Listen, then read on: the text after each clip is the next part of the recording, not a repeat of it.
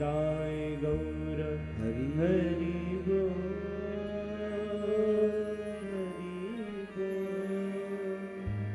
हरि बोल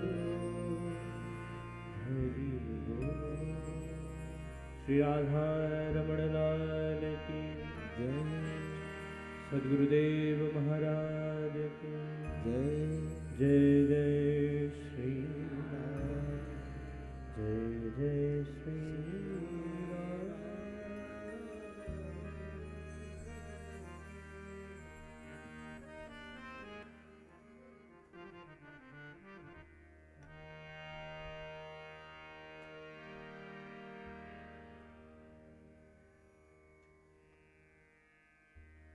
भगवद्वांछा कल्पतरु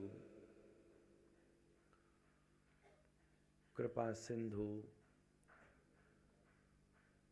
दीनबंधु दीनानाथ जगतपते पतित पावन प्रियतम परमेश्वर स्वयंभू भगवान श्री राधा रमण देव जी की अहेतु की अवलंब अनुकंपा से अनुग्रह से विगत दिवसों से ये श्रीमद् भागवत की अक्षुण्ण रसधारा यहाँ पर प्रवाहित संगमायित समुपस्थित हो रही है। श्रीमद् भागवत के सूत्रों पर भी विचार हुआ, स्तोत्रों पर भी विचार हुआ, मंत्रों पर भी विचार हुआ। एक शास्त्र मंत्र भी देता है, सूत्र भी देता है, स्तोत्र भी देता है। मंत्र साधना के लिए है, सूत्र चिंतन के लिए है, आचरण के लिए है, और स्तोत्र प्रार्थना के लिए है। इन तीनों की जीवन में निहित आवश्यकता है।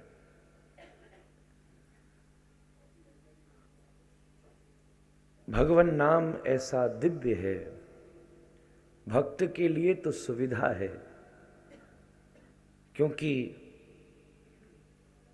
बस कृष्ण कह देना मंत्र भी है, सूत्र भी है और स्तोत्र भी है। ये तीनों एक ही सार सर्वस्वता में संगमायित हो जाते हैं।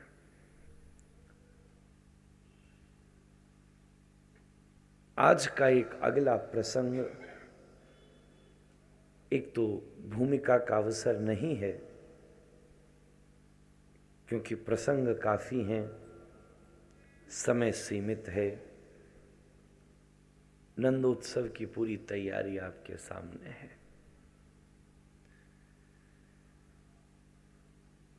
सूत्र पर बात हुई, पर आज अगला प्रसंग स्तोत्र का है।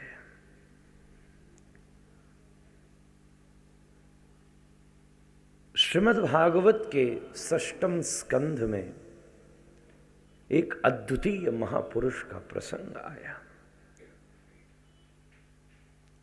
एक दिन चाटुकार की बात में फंसकर इंद्र के द्वारा अपने गुरु बृहस्पति का अपमान हो गया।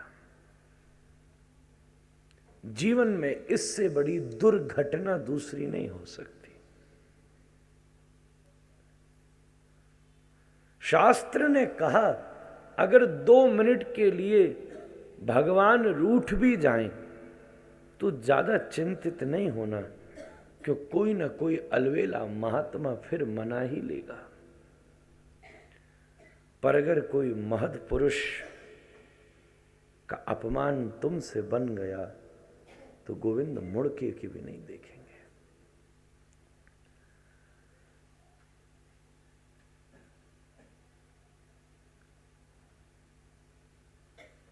एक नर्तकी नृत्य कर रही थी। देवगुरु बृहस्पति पधारे स्वर्ग।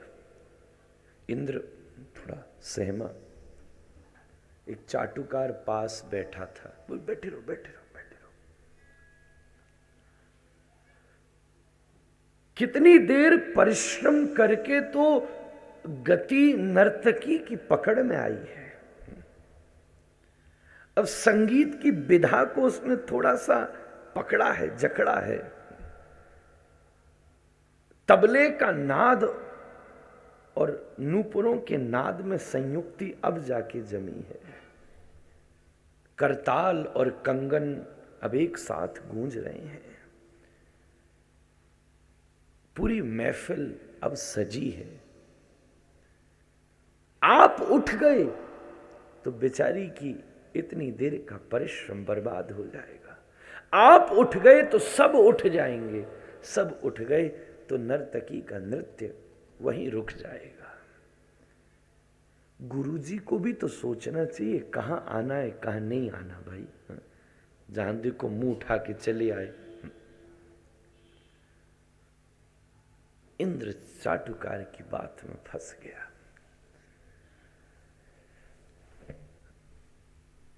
जीवन में सबसे खतरनाक अगर कोई दुश्मन है ना तो वास्तव में चाटुकार है। चाटुकार से बड़ा दुश्मन दूसरा नहीं हो सकता। प्रशंसक और चाटुकार में भेद होता है। प्रशंसक उसे कहते हैं जो आपके किए गए अच्छे कार्य की प्रशंसा करे। चाटुकार उसे कहते हैं जो कर दिए गए गलत कृत्य में भी आपकी प्रशंसा कर दे। आप जानते हो कि इसमें गलती है। आपके विवेक ने आपका दरवाजा खटखटाया। हमारे गुरुदेव तो यूं कहते थे, दोस्ती दोनों से रखनी चाहिए। एक फोन नंबर चाटुकार का रखो और एक फोन नंबर निंदक का रखो। दोनों के रखो। मेरे फोन में दोनों के हैं। जब कहीं से बहुत सफल कथा करके लौटता हूं तो निंदक को फोन घुमाता हूं। वो 2-4 खरी खोटी सुनाता है तो टेम्परेचर अपने आप डाउन हो जाता है। कहीं से हताश होकर लौटता हूं, जरा बात कह न सका, जरा मन तृप्त न हुआ, जरा मोटिवेशन न आया, जरा अंदर थोड़ा सा अतृप्ति बनी रही तो चाटुकार को फोन कर लेता हूं। वो फिर कीचड़ से फर्श पर ले आता है। दोनों से दोस्ती रहे तो जरा मन संतुलित रहेगा। गुरु जी ने सोचा लगता है इंद्र को मेरी नहीं नर्तकी की जरूरत है। गुरु जी चले गए। कोई बात नहीं, चलो न उठा तो भी इतनी बड़ी अपराध न था। गुरु जी ने उस दिन कोई ज्यादा बड़ा कष्ट भी न समझा। कोई बात नहीं, वापस चले गए। पर अब इसने अभिमान में एक बहुत भयंकर कृत्य कर दिया। बोला भाई ये क्या बात हुई? गुरुजी का मैंने कितनी बार स्वागत किया, दरवाजे पर खड़े होकर सतत माल्यार्पण किया, सतत हृदय को बिछाया, विपुल दक्षिणा सदैव उन्हें प्रदान करी, देव गुरु की उपाधि उन्हें प्राप्त हुई। यार एक बार नहीं आया तो ऐसा क्या मुंह मोड़ने की जरूरत पड़ गई? कोई बात नहीं, गुरुजी को भी थोड़े दिन एहसास हो लेने दो। कोई गुरुओं की कमी है क्या? दूसरा ले आता हूं। ब्रह्मा जी के पास पहुंचे। ब्रह्मा जी अब हमारी बृहस्पति जी से नहीं बन रही, दूसरा दो। ब्रह्मा जी ने समझाया उसका अध्यात्म, उसके भीतर रहने वाला विवेक व्यभिचारी हो जाएगा अगर उसका सद्गुरु परिवर्तित हो गया तो। विवेक व्यभिचारी का होगा। गुरुजी ने ब्रह्मा जी ने समझाया, पर इसके अभिमान उसी को तो कहते हैं। अभिमान जानते हो क्या होता है? जो अच्छी बात के आने का रास्ता बंद कर दे। वो दरवाजा है जो वो कुंडी लग जाती है, बस जब वो कुंडी लग गई इसका मतलब अभिमान है। हमारे गुरुजी तो एक और अच्छी बात कहते थे, दुनिया का सबसे बड़ा अभिमानी जानते हो कौन है? वो जो कहता है मुझ में अभिमान ही नहीं है। I have no ego is the most egoist one, क्योंकि नहीं होने का अभिमान है।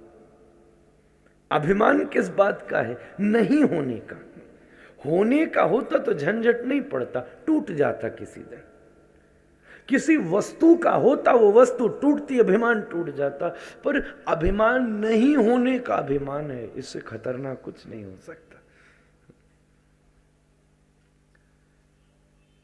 विश्व रूप को गुरु के रूप में प्रदान कर दिया, जा ले जा।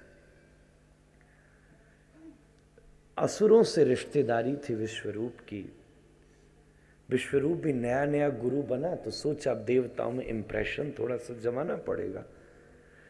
तो इंप्रेशन जमाने के लिए एक तो अच्छा उसने काम किया, भागवत के अंदर षष्ठम स्कंद के 8वें अध्याय में वर्णन है नारायण कवच का, जो इसी विश्वरूप जी ने इंद्र की सुरक्षा, देवताओं की सुरक्षा के लिए प्रदान किया। बड़ा सशक्त कवच है। षष्ठम स्कंद के 8वें अध्याय में हरिर्विदध्यान मम सर्व रक्षाम न्यस्त्यांग्रि पद्म पतगिंद पृष्ठे धरारि चरमा शिकदेशु चाप पाषाण दधानुष्ट गुणुष्ट बाहु। नित्य पाठनीय है, मैं तो रोज करता हूँ। थोड़ा सा भय हो, थोड़ा मन में अगर चंचलता हो, एक बार इसका पाठ करो, आनंद आ जाए। हर चीज की शुद्धि है। बुद्धस्तु पाखंड गणात प्रमादात। इस सूत्र में तो यहां तक कहा कि हे महात्मा बुद्ध, मेरे जीवन में कभी पाखंड को न आने देना। यहां तक से रक्षा है, पाखंड तक से रक्षा। बहुत अद्भुत। समय होता तो पूरा ही सुना देता।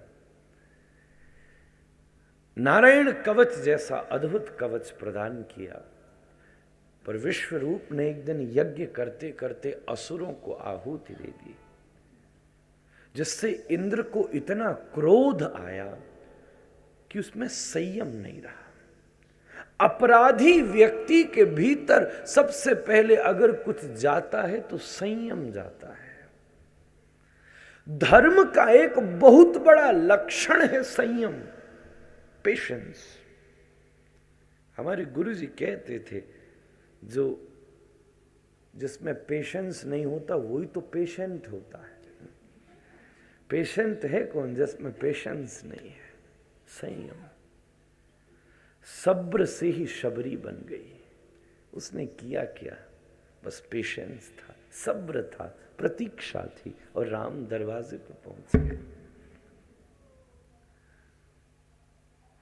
विश्वरूप जो गुरु की पदवी पर था, ब्राह्मण था। इंद्र को इतना क्रोध आया कि वज्र के द्वारा विश्वरूप का ही माथा काट दिया।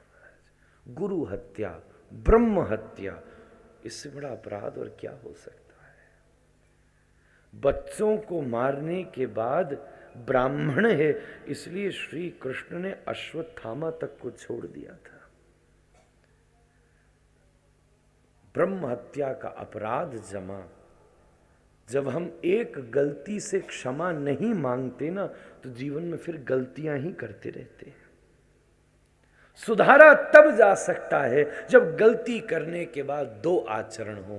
पहला, ये मानना कि गलती हुई है, फिर वचन देना कि विवेकी होकर जानबूझकर दोबारा नहीं करूंगा, तब बचा जा सकता है। पर जो गलती को ही सुकृत कार्य समझे, वो जीवन में क्या उत्थान कर पाएगा? एक गुरु का अपमान कर दिया, दूसरे गुरु का वध कर दिया। इंद्र को ब्रह्म हत्या लगी, क्या करें? देव गुरु ब्रह्म हत्यावादी होता तो कैसे काम चलता? रघुनाथ तक ने रावण का उद्धार करने के बाद पश्चाताप किया है। तब उसी की ब्रह्म हत्या को समुद्र ने, वृक्ष ने, पृथ्वी ने और माताओं ने धारण कर लिया। वृत्तासुर विश्वरूप के पिता हैं त्वष्टा सूर्य। उन्हें इतना क्रोध आया इंद्र के इस कृत्य से कि उन्होंने यज्ञ किया, और यज्ञ कर चाहते थे कि इस यज्ञ के फल से मुझे इंद्र को मारने वाला पुत्र प्राप्त हो। असद उद्देश्य से सदकृत्य भी करोगे तो परिणाम कोई बहुत सुखदायी नहीं होगा। एक आदमी बैठा घर में हवन कर रहा था, मैंने पूछा क्यों? बोले पड़ोसी के घर में बिजली गिर जाए, कौन सा सफल होने वाला है? बड़े बड़े लोग हैं। धर्म का मतलब परोपकार है, परहित सरस धर्म नहीं भाई। अगर सदकृत्य भी असद उद्देश्य से होगा तो परिणाम अच्छा नहीं है। राम शिवार्चन करता है पर उद्देश्य क्या है? हिरण्यकश्यपु ज्ञानियों की बात करता है पर उद्देश्य क्या है? पुराने जमाने का तो दैत्य भी आस्तिक होता था कम से कम। राक्षस भी मंदिर पूजा तो भगवान को थोड़ा अलग ही रखता था। आज आस्तिक, आज वो भी इन्वॉल्व हो गए थोड़े से।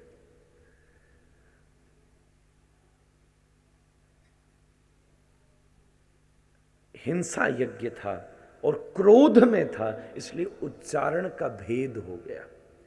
संस्कृत के उच्चारण में भूल हो गई। चाहता था इंद्र को मारने वाला पुत्र मिले, अर्थ बन गया इंद्र से मरने वाला पुत्र बने। इंद्र शत्रु विवर्धस्व। थोड़े से उच्चारण में सब मामला। संस्कृत बड़ी खतरनाक भाषा है। एक शब्द के अनेक अर्थ हो सकते हैं। एक बार मैं वृंदावन में एक महात्मा के साथ घूम रहा, तो सामने से एक जना और आ रहा, तो महात्मा का जोर से कोहनी लगी उसको। तो वो आदमी गुस्सैल था, उसने कहा क्या करता है, देख के नहीं चल, गधा कहीं का। यूं बोला। मैंने कहा भाई पागल हो गया क्या? महात्मा मुस्कुराया, बोले ये गधा बोलता, मुस्कुरा क्यों नहीं? बोले महाराज प्रशंसा करके गया। मैंने गधा कौन सी प्रशंसा होती है? बोले गम गणपति मंत्र धार्यते इति गधा। जो गणेश के गम मंत्र को हृदय में धारण करे वो गधा। उसने अपनी समझ से जो कहा, मैंने तो अपनी समझ से ले लिया। मैंने क्या बात है महात्मा तुम्हारी। महात्मा उसी को तो कहते, गधे को भी गणपति का भक्त बना दिया। संस्कृत बड़ी अद्भुत भाषा। It is impossible to make a dictionary of Sanskrit because a word can have several meaning. It depends on the place, time, people. उसके हिसाब से संस्कृत के शब्द का अर्थ जमता है। सारंग, अगर मैं रसोई में कहूँ ना, एक बार गुरुजी ने शिष्य से कहा, ए सारंग ले आना, वो घोड़ा ले आया। फिर एक बार घूम रहे थे, घूमते हुए कहा, ए शिष्य सारंग ले आना, वो टाटा नमक की थैली ले आया। सारंग का मतलब दोनों होता है, पर रसोई में सारंग बोला तो नमक चाहिए, और बगीचे में सारंग बोला तो घोड़ा चाहिए। संस्कृत बड़ी अद्वितीय भाषा है। एक शब्द के अनेक अर्थ हो सकते हैं। अर्थ का ऐसा अनर्थ हुआ, ऐसा बिगड़ी बात कि वृत्तासुर नाम का असुर उस यज्ञ कुंड से प्रकट हुआ। हमारे सनातन गोस्वामी तो वृत्तासुर को असुर कहने में भी संकोच करते हैं। अरे मैं इसको राक्षस भी कैसे बोलूं, क्योंकि रूप इसका राक्षस का था, पर इसने क्या बात कही है। इंद्र और वृत्तासुर का युद्ध चला। दधीचि ने अपनी अस्थि प्रदान करी, जिससे वज्र बना। मुझे बड़े बड़े लोग प्रश्न करते हैं, महाराज श्री जब शरीर छूटे तो आजकल है कि महाराज आंख देनी चाहिए, कोई चीज किसी के काम में आ जाए। कोई कर्म कांड कहता नहीं भाई, जिसका शरीर है वही जलाओ, वही लेकर के जाओ। पर शास्त्र का प्रमाण है, अगर परोपकार में दधीच ने अपनी अस्थि प्रदान कर दी, तो तुम्हारे बाद अगर तुम्हारी आंख किसी के काम में आ जाए तो वही धर्म की सबसे बड़ी उपलब्धि है। वज्र के द्वारा वृत्तासुर का वध हुआ और जब ये मर रहा था तब नारायण सामने खड़े थे। भगवान की भी आंखों में आंसू आ गए इसे देखकर। इसने क्या स्तुति करी है, वाह वाह वाह। ये 4 श्लोक स्तुति के, इसके वास्तव में पुरुषार्थ चतुष्टयी है, धर्म अर्थ काम और मोक्ष। कल मैंने चारों के विषय में बात करी थी। कल जिस धर्म अर्थ काम मोक्ष की मैं बात कर रहा था, वो धर्म अर्थ काम मोक्ष उनके थे जो संसार में हैं, जो व्यवहार में हैं, जो लोकाचार में हैं, जो लोक संग में हैं। पर जो भक्तों के धर्म अर्थ काम मोक्ष है ना, वो अलग हैं। वो भक्त के धर्म अर्थ काम मोक्ष, ये वृत्तासुर के 4 श्लोक हैं। वृत्तासुर हाथ जोड़ कर कहता है, अहम हरे तब पादैक मूल दासानुदासो भवितास्मि भूय मनस्मरेता सुपतेर गुणास्ते गृणीत वा कर्म करोतु काया। न नाक पृष्ठम न च पारमेष्ठम न सार्वभौमम न रसाधिपत्यम न योग सिद्धि न पुनर्भवम वा समंजसत्वा विरहय्य कांक्षे अजात पक्षा इव मातरम खगा स्तन्यम यथा वत्स तराक्षुदार्था प्रियम प्रियेव विषितम विषण्णा मनोरविंदाक्ष दृदिक्षते त्वाम। कौत्तम श्लोक जनेषु सख्यम संसार चक्रे भ्रमत स्वकर्म भी त्वन्माययात्मजदारघे स्वासक्त चित्तस्य ननाथ भूयात्। चारों श्लोक कम से कम 4 दिन तो चाहिए। एक बार इस पर चर्चा कर चुका हूं। अमृतसर में 4 दिन की बैठक थी तो एक श्लोक 1 दिन में किया। इतना अद्भुत है। दासानुदासो, वास्तव में धर्म क्या है? आपका धर्म क्या है? आपने कुछ किया, कैसे मानो कि ये धर्म है कि ये अधर्म है? आपके मन में कोई बात उठी, कैसे समझोगे ये धर्म है कि ये अधर्म है? सीधी बात है।